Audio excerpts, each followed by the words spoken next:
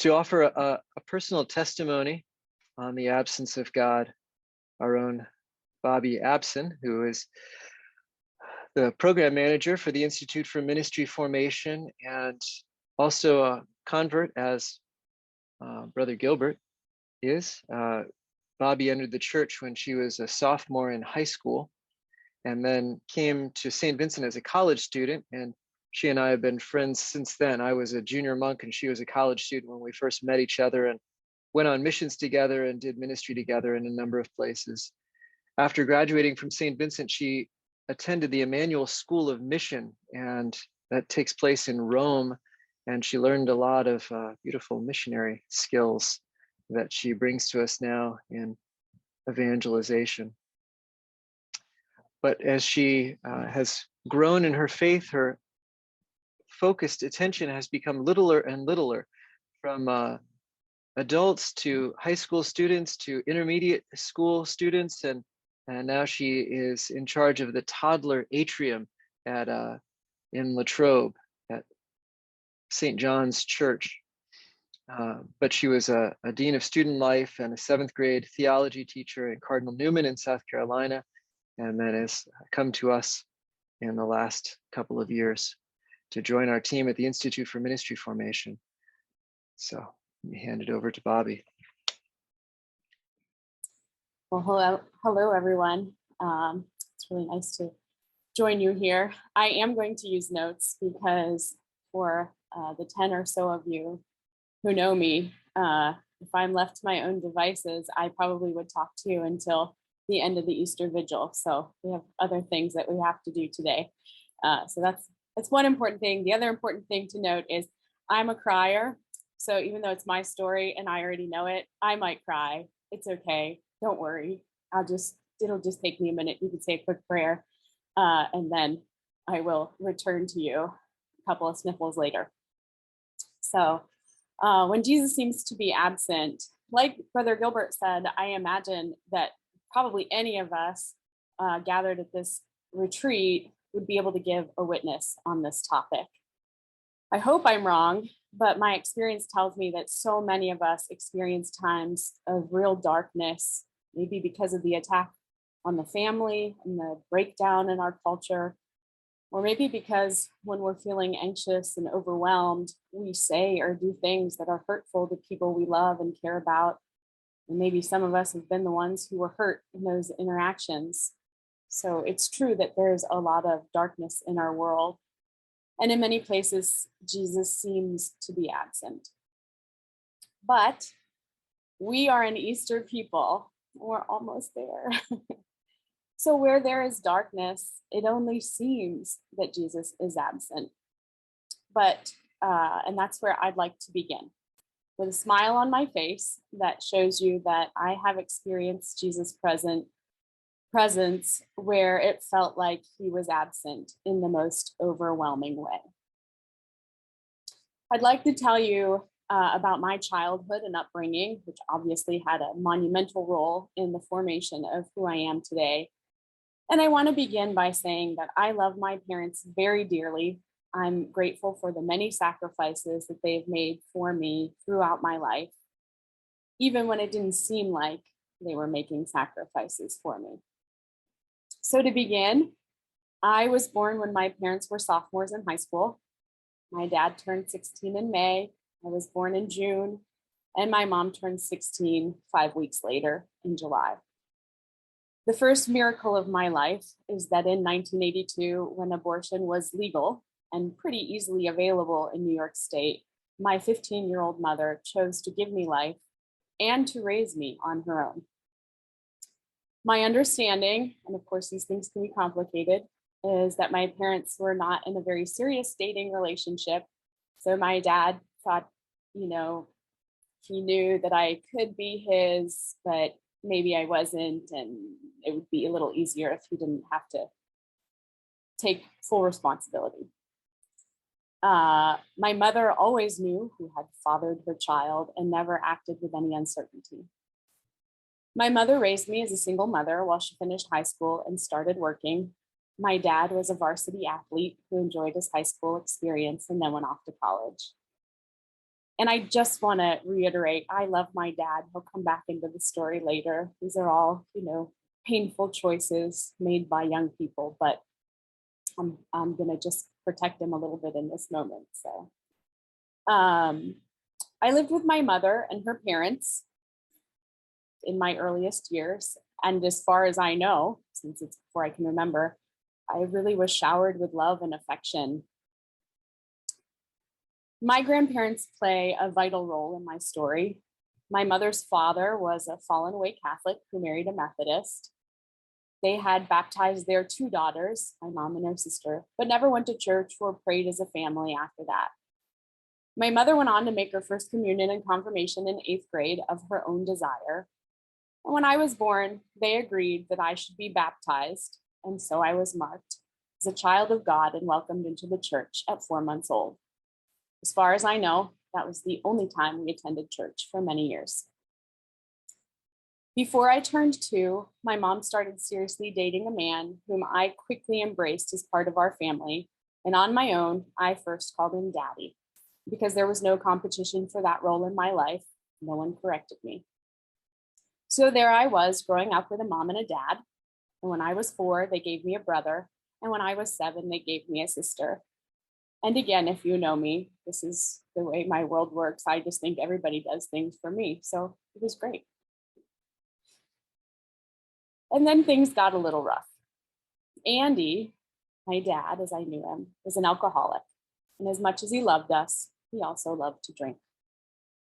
To this day, even though Andy passed away 5 years ago, I can only describe him as a wonderful dad, but a terrible husband.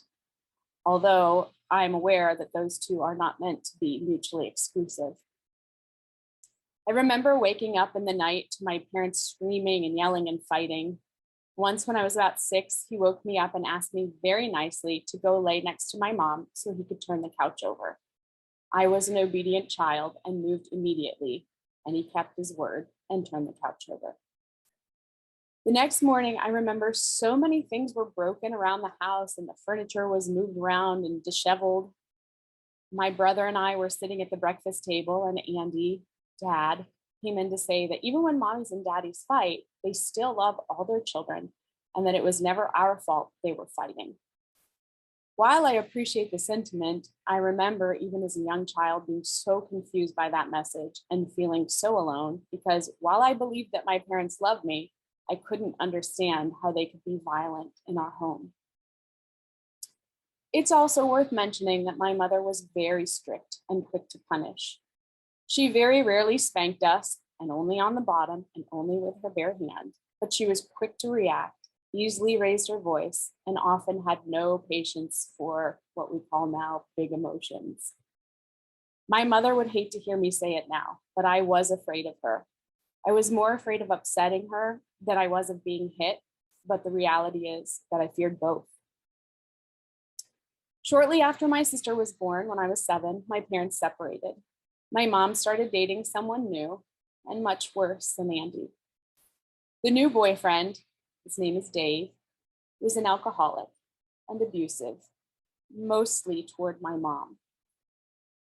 Please remember at this time, my mom was 23 years old with 3 young children. It's easy for us to judge her for being irresponsible, but she had more responsibility than many young women her age, and she worked tremendously hard to provide for her children. But I'm sure she was lonely, and Dave was the kind of guy who could make good times really good and bad times really bad. I remember going to school one day and telling our principal that I was afraid of going home because of Dave.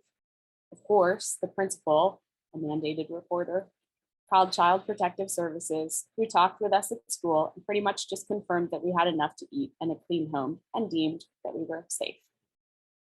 When I got off the school bus that day, Dave met me outside the door, and it was very clear that I would be punished for telling. He didn't hit me, probably because he knew I might tell again, but I was yelled at for hours and sent to my room. I was shamed for not being a good member of our family and berated for not respecting his privacy. This was the beginning of a very dark time for me. I was 8 years old, and I knew that I had no one to turn to. Telling anyone about what happened in our house only led to trouble, and I had two younger siblings for whom I felt a great need to protect. Also at this time, and although I don't remember, apparently I asked a teacher at school about my last name being different than the rest of my family.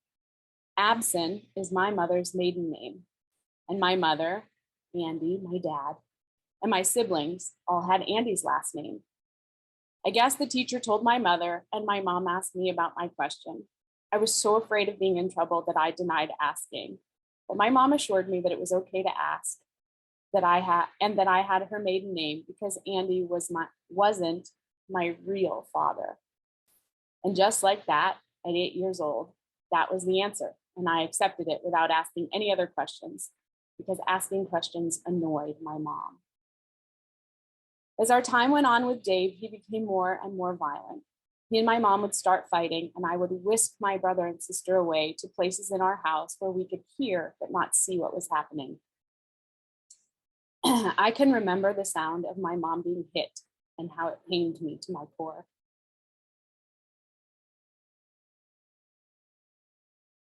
I cry a little. I remember wishing that I could protect her and wondering why we didn't just leave. I know now that it wasn't that easy, but as a child, I just wanted to be rescued. Oddly enough, though, I knew that I had a purpose in that house. I knew that I was needed. I didn't understand it, but I knew there was something bigger than me, though I would not have been able to articulate it then. The one good thing that came from Dave is that we went to Mass with him on Easter of 1991. I was almost 9 years old, and at that age, almost really matters. My brother and sister and I had no idea what we were doing, but we got new clothes and we were told to behave, so we did. We also showed up late to Easter Sunday Mass, just by a few minutes, so the usher showed us to one of the front pews. When I think about it now, I think my mother embodied some heroic virtue sitting in the front of a packed church with these three little kids and no idea how they might act or react. But again, we were obedient kids, so we behaved. And that Easter Sunday, at the sign of peace, my life changed. Dave leaned down and said to me, "Peace be with you. That's your dad back there. You can go tell him peace." And I did. With all the zeal of my youth, I walked back and said, "Peace be with you, Dad," and gave him a hug. And to his credit, he hugged me back, although I think his version of the story mentions a feeling of fight or flight. Then he told me to go back and sit with my mom. The rest of the story is long, and I'm already taking a lot of time. But the short version is that we did a paternity test, and sure enough, he is my father. He had just moved to Baltimore for a job, but moved back within a few months of the paternity test in order to be a regular part of my life. At the end of that year, my mom had a baby, my newest brother, and the child of Dave. I was delighted with the gift of a new baby, but our home life remained very rocky and dark and cold. I went to a public school, and that year I had a student teacher who reached out to me and tried to give me some extra support. She offered for me to go to church with her family. I desperately wanted to be part of a loving family, so I begged my mom to let me go. Again, though it seems paradoxical, my mother really wanted for us to be happy and have many good experiences, so she had no qualms about letting me go. I joined them at an Episcopal church and did not feel especially drawn to the liturgy, but I was so happy to be with this teacher and her husband and their son and daughter. It was a make-believe happy family, and I loved it. Meanwhile, my dad was patiently and methodically becoming a part of my life. He was very sweet about spending time with me and growing our relationship by showing his devotion to me. My favorite part of that early part of our story is that for our first Christmas, he bought me a dollhouse and sat on the floor and played with me after we set it up. In the early months of our new relationship, he introduced me to his girlfriend at the time, and now his wife of 29 years. I was so excited to have a family. But wait, there's more. After several months, he took me to his family home to meet my grandparents. and my dad's 8 siblings. Not only did I have a family, I had a huge family, and I was the only grandchild. Bonus. At the time, my dad knew more about what was going on inside my house than I realized. We lived in a small town, and a lot of people knew about our unfortunate situation with Dave at home. So at first, my dad's side of the family just tried to give me a very happy family setting, and that included prayer. From the first time I met my grandparents, they prayed the rosary with me, and we prayed for the poor souls in purgatory. This was interesting because I didn't know who Mary was. Actually, I didn't really know who Jesus was, and I definitely didn't know what the poor souls were. Later in my life, I lamented to Father Boniface that I knew Mary before I knew Jesus, and he reminded me that that's how it was for the whole world. In one early conversation with my very Catholic grandmother, she told me that they would start taking me to church, and I said, "Oh, good, I already go to the Episcopal Church." And she said, "Yes, well, now you'll start going to the Catholic Church." And so it began. I went to Mass with them, with my family. And from that very first experience, I finally felt like I belonged. I felt that I was part of something so much bigger than me. Except I had been baptized, but not received my other sacraments of initiation. I couldn't receive communion. I wasn't a real Catholic. And anyway, that was only a bi-weekly reprieve. The rest of the time I was still at home, where there was drinking and screaming and beating. By the time I was 12, Dave had made a habit of beating my mom unconscious, then taking her to the hospital to make sure she was okay. He hit the other kids too. And he annihilated our feelings anytime we were anything other than totally obedient. This was my world, and I thought, I'm so happy Jesus is at Mass, but I wish he could be here. My mom finally left Dave just before I turned 13, but as the story goes, she found the next boyfriend, who was less physically abusive to the children, but equally broken and found many ways to do damage to our daily lives. But it was during this time that real light came into my life. This was the time when Jesus made himself very present, because as a 16-year-old, I was able to enter the RCIA. I went to class once a week with my grandmother as my sponsor. And at the Easter Vigil in 1998, I was fully received into the church. It was in the moment of my confirmation that I knew that God loved me and had always been with me, even in the darkest moments, even in the most painful and lonely times of my life. And in that Easter Vigil, I received all of God's grace and love for me, and I felt so affirmed. And that's the nice ending to the story. Only we know that's not the end. We know that receiving the sacraments once isn't enough. And we know that childhood trauma can't be immediately resolved through one act of love, even if it's the greatest act. So I endured 2 more years at home, but I was determined to go to college in a place where I could live a sacramental life and choose to live in a healthy relationship with God. And that's how I found St. Vincent. As a student, I came to St. Vincent and was completely fascinated with monks and loved being here. I went to Mass every morning and had a wonderful and prayerful prayer life. And I also faced some of those skeletons in my closet, the demons that chased me and wanted me to believe in the shame and distrust I felt in my childhood.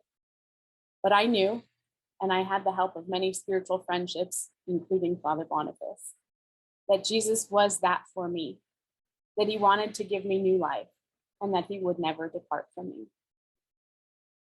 So I graduated from St. Vincent and spent 15 years working and living in Rome, Italy, and New York City, and New Hampshire, and South Carolina, and Vermont. I have had a wonderful adult life, but I've still had a lot to work through. I received another consolation a year and a half ago when Father Boniface asked me to return to St. Vincent to work for the IMF. In this way, God continues to love and affirm me, and I'm happy to be present to all of you in the work we do at the IMF and in sharing my testimony today. Thank you so much for this opportunity.